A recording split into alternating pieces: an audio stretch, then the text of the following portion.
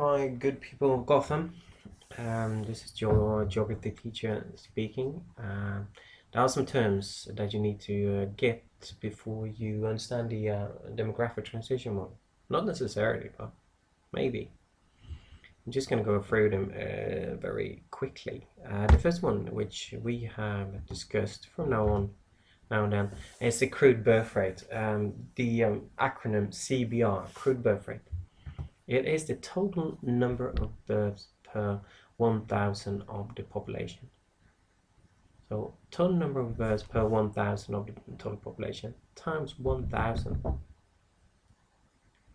You see the formula down here, and that will give you an indication of how many babies. As I said, number of babies per 1,000 in a year.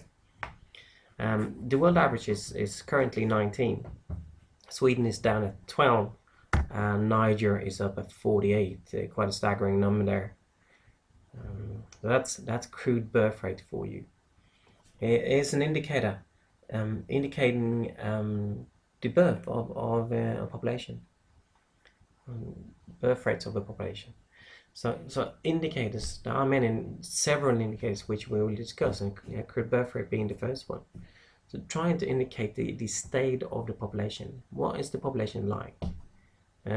What about the people in that country? I'll be getting back to many of the period of the first year here. Okay, next one. Oh, sorry. Here's a map showing the birth rate of the world. And you can see where the countries with the highest birth rate are located, and it is in sub-Saharan Africa. So sub-Saharan means under the Sahara Desert here. You have Niger and Mali and Chad and Sudan over here, and very high birth rates down here in Congo, and all across sub-Saharan Africa really. And in Asia, of course, Afghanistan is standing out, but in the other parts of the in the world, the crude birth rates are fairly low. Next one is the total fertility rate. It's the average number of children born to a woman during her lifetime. And Niger, that number is 7. Sweden, it's 1.9, and the world average is 2.45, which is very, very low, which we discussed a couple of times. I'm not gonna linger on that too much, but it's a longer-term measurement of the expected number of children per woman. So it means that someone is guessing.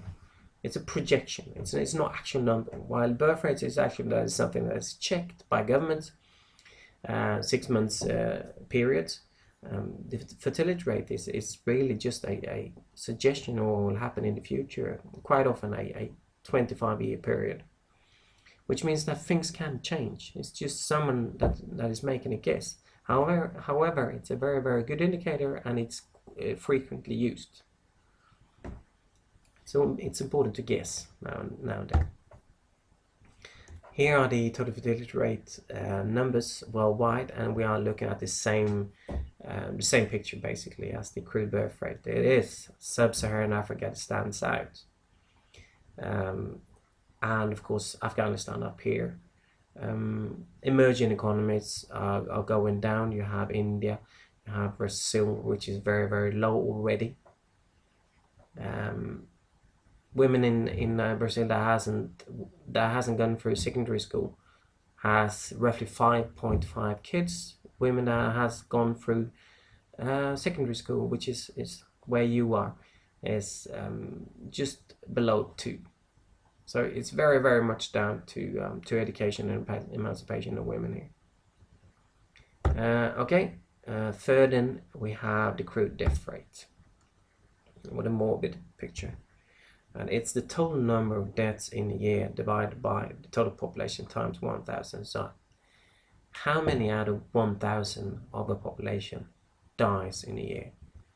And the world average is 9. 9 out of 1,000 dies in a year in any given country on the planet. The situation in Sweden is very close to that number. It's 10 that dies.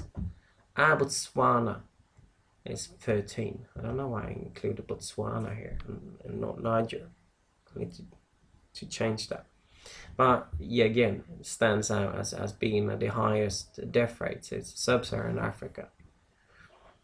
but smaller differences. Botswana had 13, Sweden had 10, which indicates that this indicator is not the best one, because people in Botswana die because they are malnutrition or poor sanitation, but people in Sweden die because they're old, which means that the death rate and in two countries of very, very different types can be quite similar, which means that you have to add something called age-specific death rate. You have to look at specific areas or specific segments or the population. For instance, child mortality, which is between 0 and 5, or infant mortality, which is between 0 and 1, or a cohort 65 and over, or something like that, to really know the differences between an MEDC and an LADC. Okay, that was it for now. Enjoy.